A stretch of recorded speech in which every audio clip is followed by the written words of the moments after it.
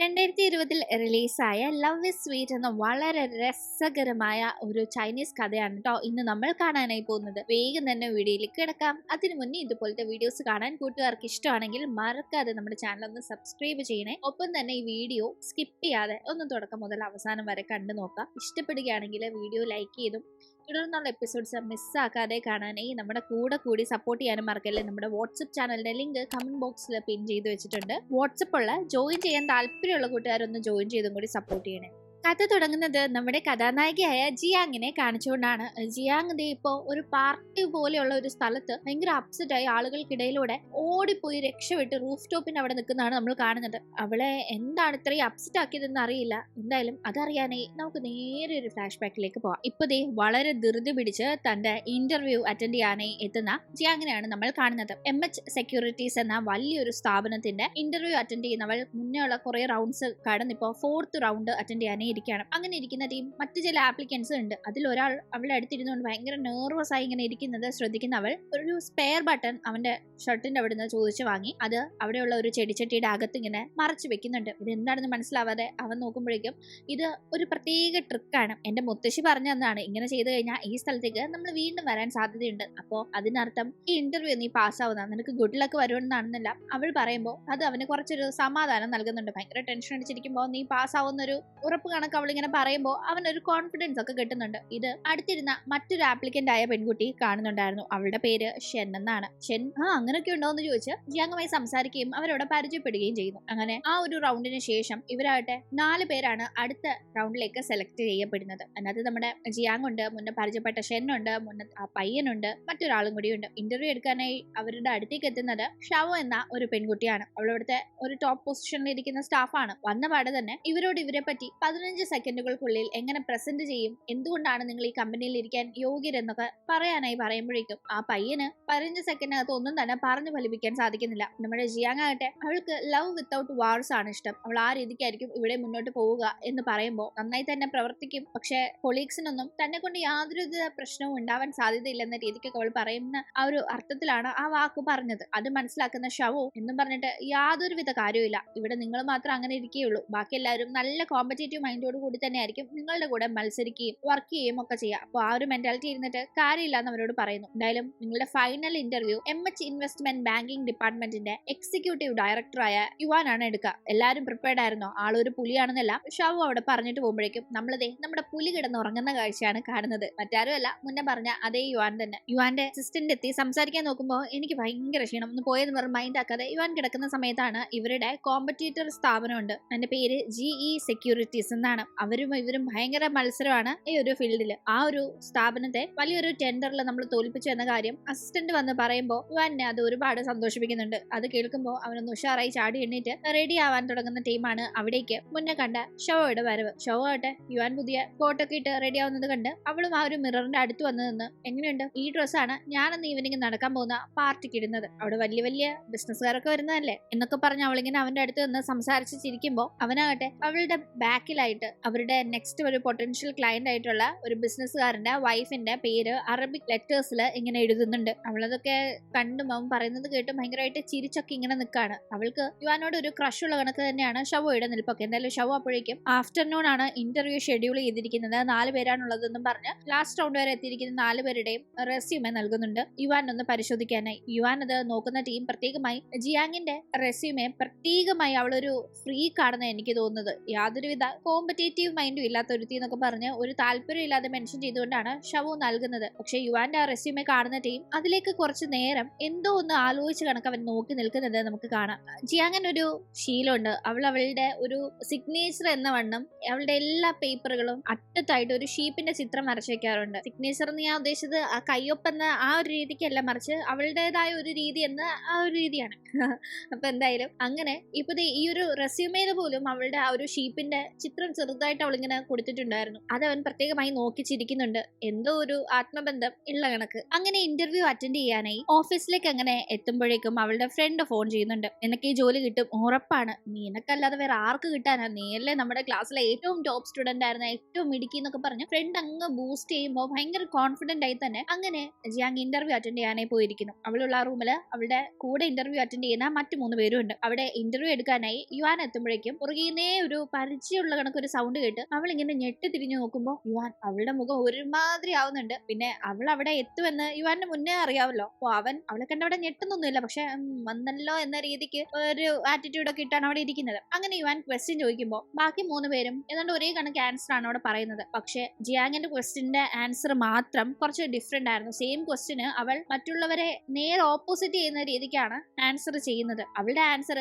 കൂടെ കേട്ടിരുന്ന മറ്റ് ഉദ്യോഗാർത്ഥികളെയും ഇന്റർവ്യൂ എടുത്ത യുവാനെയും ഒന്ന് അമ്പരപ്പിച്ചു എന്ന് പറയാം. യുവാനായിട്ട് നിന്നെ പോലെ ഒരാൾക്ക് ഇവിടെ ജോലി തരാൻ സാധിക്കില്ല, ഞങ്ങൾക്ക് വേണ്ടത് നല്ല ഉഷിരുള്ള ചെന്നായ്ക്കളെയാണ്, അല്ലാതെ ചെമ്മരിയാടുകളെ അല്ല എന്ന് ഒരുമാതിരി കുത്തി സംസാരിക്കുന്നുണ്ട്. ആകട്ടെ ഭയങ്കര കോമ്പറ്റീഷൻ എന്ന രീതിക്കൊന്നും താല്പര്യമില്ല, അവളുടെ ജോലി നല്ലവണ്ണം ചെയ്ത് മുന്നോട്ട് പോവുക എന്നതാണല്ലോ ആറ്റിറ്റ്യൂഡ്. അതിനൊന്ന് കൗണ്ടർ ചെയ്യുന്ന രീതി തന്നെയാണ് ചെന്നായ്ക്കൾ മതി, ചെമ്മരിയാടുകൾ വേണ്ടാന്നും കൂടി അവൻ പറഞ്ഞത്. പിന്നെ അവൾക്കാണെങ്കിൽ ചെമ്മരിയാടുകളോട് ഒരു പ്രത്യേക താല്പര്യം ഉണ്ടെന്ന് എല്ലാത്തിൽ അവൾ ഇങ്ങനെ ചെമ്മരിയാടിനെ വരച്ചു വെക്കുന്നത് കണ്ട് നമുക്ക് മനസ്സിലാക്കാലോ. എന്തായാലും അവൻ ഇങ്ങനെ പറഞ്ഞതിൽ അവൾക്ക് വലിയ അമ്പരപ്പൊന്നുമില്ല. അവൻ താനായതുകൊണ്ട് ഇങ്ങനെ പറയൂന്ന് മനസ്സിലാക്കിയ കണക്ക് അവനെ ഒന്ന് തുറച്ചു നോക്കിക്കൊണ്ട് അവൾ പുറത്തേക്ക് ഇറങ്ങുന്നുണ്ട്. അങ്ങനെ സത്യം പറഞ്ഞ കിട്ടുന്നു വിചാരിച്ച് വന്ന ജോലി കിട്ടാണ്ടാവുമ്പോ അതിന്റെ ഒരു ബുദ്ധിമുട്ടിലൊക്കെ അവൾ ഇങ്ങനെ പുറത്തേക്ക് ഇറങ്ങി പോകുന്നത് മുകളിൽ നിന്ന് യുവാൻ നോക്കുന്നത് നമുക്ക് കാണാം. അവളിങ്ങനെ അപ്സെറ്റ് ആയി നടക്കുന്നതിന്റെ ഇടയിൽ ഒരാളെ തട്ടുന്നുണ്ട്. അതും കൂടി ആവുമ്പോൾ ഭയങ്കരമായി തന്നെ അവൾക്ക് സങ്കടം വരുന്നുണ്ട്. പക്ഷെ കണ്ണിൽ ഇങ്ങനെ നിറഞ്ഞു വരുന്ന ആ കണ്ണുനീര് ഉരുണ്ടിങ്ങനെ പുറത്തേക്ക് പോകാതിരിക്കാനായി അവൾ മാക്സിമം കണ്ണുനീര് പിടിച്ചു വെക്കാനായി നോക്കുന്നു. അപ്പോഴേക്കും അവിടേക്ക് നമ്മുടെ യുവാന്റെ അസിസ്റ്റന്റ് എത്തുകയും ഒരു ബാൻഡേജ് കൊടുക്കുകയും ചെയ്യുന്നു. മുന്നേ അവൾ ഒരാളെ തട്ടിയിരുന്നല്ലോ, ആ ടീം അവളുടെ കാലൊന്ന് മുറിഞ്ഞിട്ടുണ്ടായിരുന്നു. ഇത്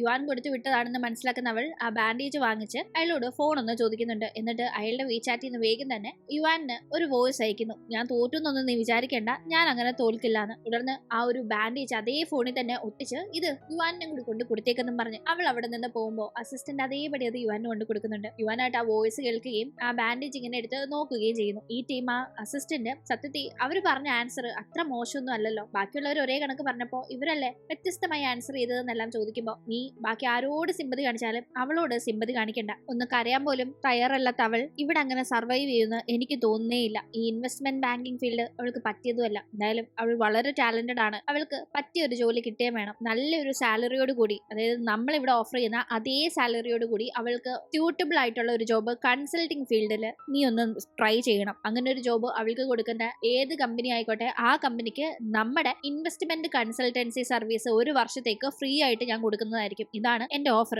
ഈ ഓഫർ നീ ആ കമ്പനികളെ അറിയിച്ച് അതിൽ നിന്ന് നല്ലൊരു ജോലി അവൾക്ക് നേടിക്കൊടുക്കണമെന്ന് അസിസ്റ്റന്റിനോട് ജോലിയുടെ കാര്യങ്ങളൊക്കെ സെറ്റ് ചെയ്യാനായി പറയുന്നുണ്ട്. അങ്ങനെ അതിനുശേഷം വീണ്ടും ജിയാങ്ങിന്റെ ആ റെസ്യൂമേലും ആ ഒരു ചെമ്മരിയാടിന്റെ ചിത്രത്തിലും യുവാൻ നോക്കിയിരിക്കുകയാണ്. ഈ സമയത്താണ് നമ്മളൊരു ഫ്ലാഷ് ബാക്ക് കാണുന്നത്. കുട്ടിക്കാലം മുതലേ ജിയാങ്ങും യുവാനും പരിചയമുള്ളവരാണ്. അവർ നല്ല സുഹൃത്തുക്കളായിരുന്നു, ഒന്നിച്ച് പഠിച്ച് കളിച്ച് വളർന്നവരാണ്. ഒന്നിച്ചാണ് ഇവർ ഇങ്ങനെ പഠിച്ചതെങ്കിലും ഒരു വയസ്സിന്റെ വ്യത്യാസം നമ്മുടെ യുവാനുണ്ട്, അവൻ 1 വയസ്സിന് മൂത്തതാണ്. അങ്ങനെ ഇരിക്കും ഒരു ദിവസം ഇവർ ബ്രേക്ക് ടൈമില് ക്ലാസ്സിന് പുറത്തിരിക്കുമ്പോൾ ഒരു പ്രാണി ജിയാങ്ങിന്റെ ദേഹത്ത് വന്നിരിക്കുന്നു. അവളത് കണ്ടില്ല. യുവാൻ ആ കാര്യം പറയുമ്പോഴേക്കും പെട്ടെന്ന് പേടിച്ച് അവൾ അവിടെ കരയാനായി തുടങ്ങുന്നുണ്ട്. കരയാൻ തുടങ്ങിയ ഉടനെ തന്നെ അവൾക്ക് ശ്വാസം മുട്ടി തല കറങ്ങി അങ്ങനെ താഴെ വീഴാണ്. തുടർന്ന് വേഗം ഹോസ്പിറ്റലിൽ എത്തിക്കുന്നു. അവിടെ വെച്ച് ഡോക്ടർ ജിയാങ്ങിന്റെ അച്ഛനോട് പ്രത്യേകം പറയുന്നത് അവളെ ഇനി കരയിപ്പിക്കാൻ പാടില്ല, കരഞ്ഞാൽ ഇതുപോലെ സിവിയർ ഹെൽത്ത് ഇഷ്യൂസ് അവൾക്ക് ഉണ്ടാവും. അവൾക്ക് സിവിയർ ടിയർ അലർജി, അതായത് കണ്ണുനീര് ഭയങ്കര അലർജി ഉള്ള കാര്യമാണ് ജിയാങ്ങിന് എന്നതാണ്. അങ്ങനെ അത് കേൾക്കുന്ന അച്ഛൻ അവിടെ യുവാനും ഉണ്ടായിരുന്നല്ലോ, യുവാനും അച്ഛനും അറിയാവുന്നതുകൊണ്ട് തന്നെ മോൻ ഇവളെക്കാളും 1 വയസ്സ് മൂത്തതല്ലേ, അപ്പൊ ഇവളുടെ കാര്യത്തിൽ കുറച്ച് ഉത്തരവാദിത്തം മോൻ കാണിക്കണം. ഈ കാശ് ഒരു സന്തോഷത്തിന് മോൻ കൈ വെച്ചോ, ഇവൾക്ക് അറിയാതെ നോക്കണമെന്ന് പറഞ്ഞ ഒരു 10 യോൻ ജിയാങ്ങിന്റെ അച്ഛൻ യുവാന്റെ കൈ വെച്ച് കൊടുക്കുമ്പോൾ എല്ലാ മാസവും ഞാൻ ഇവൾക്ക് അറിയാതെ സ്കൂളിൽ നന്നായി നോക്കിക്കോളാം, എല്ലാ മാസവും 10 യോൻ വെച്ച് തരുമെന്ന് ചോദിക്കുമ്പോൾ അച്ഛൻ അത് സമ്മതിക്കുന്നുണ്ട്. അങ്ങനെ എന്തായാലും ഇന്റർവ്യൂ സ്ഥലത്ത് നടന്ന ആ ഒരു കാര്യങ്ങളൊക്കെ തന്നെ തന്റെ ഫ്രണ്ടായ സൂലിയുടെ അടുത്ത് ജിയാങ് എത്തി പറഞ്ഞുകൊണ്ടിരിക്കുകയാണ്. ഓ അവൻ നിന്നെ അങ്ങനെയൊക്കെ പറയുമെന്നൊക്കെ ചോദിച്ച് സൂലിയും എരിപെരി കയറ്റിക്കൊണ്ടിരിക്കുന്ന ടീം. ആക്ച്വലി അവൻ അവിടെ കാണുന്നത് വരെ അവനാന്ന് ഞാൻ ഓർത്തതേയില്ല. അങ്ങനെ ചിന്തിക്കേണ്ട കാര്യമില്ലല്ലോ. കുട്ടിക്കാലത്ത് പഠിച്ചുകൊണ്ടിരുന്ന സ്കൂളിൽ നിന്ന് എനിക്ക് രായ്ക്ക് രാമേനം ട്രാൻസ്ഫർ മേടിച്ച് പോകേണ്ടി വന്നത് അവൻ കാരണമായിരുന്നു എന്ന് പറഞ്ഞ് കുട്ടിക്കാലത്ത് നടന്ന എന്തോ ഒരു ഇൻസിഡന്റിന്റെ കാര്യം ആലോചിച്ച് അവൾ ഇപ്പോഴും അവനോട് ഭയങ്കര കലിപ്പിൽ തന്നെ ഇങ്ങനെ ഇരിക്കുകയാണ്. അങ്ങനെ സംസാരിച്ചുകൊണ്ടിരിക്കുമ്പോഴാണ് YS എന്ന ഒരു ഇനീഷ്യലുള്ള വിചാറ്റ് അക്കൗണ്ടിൽ നിന്ന് അവൾക്ക് ഒരു ഫ്രണ്ട് റിക്വസ്റ്റ് വരുന്നത്. അവളത് പെട്ടെന്ന് ആരാന്നറിയാതെ എടുത്ത ശേഷമാണ് അത് യുവാന്റെ അക്കൗണ്ട് ആണെന്ന് അവൾക്ക് മനസ്സിലാവുന്നത്. അവൾ അടുത്ത സെക്കൻഡ് തന്നെ ബ്ലോക്ക് ചെയ്യുന്നുണ്ട്. പക്ഷെ ബ്ലോക്ക് ചെയ്തത് ഇവിടെ അറിയാതെ യുവാൻ അവൾക്ക് വലിയ മെസ്സേജ് ടൈപ്പ് ചെയ്യാണ്, ഞാൻ നീ വളരെ ടാലന്റഡ് ആയ ഒരു പെൺകുട്ടി ആയതുകൊണ്ട് ഇതിലും നല്ലൊരു ജോബ് ഓപ്പർച്യൂണിറ്റി നിനക്ക് കിട്ടാൻ വേണ്ടിയാണ് ആക്ച്വലി ഇവിടെ നിന്നെ റിജക്ട് ചെയ്തത്. നിനക്ക്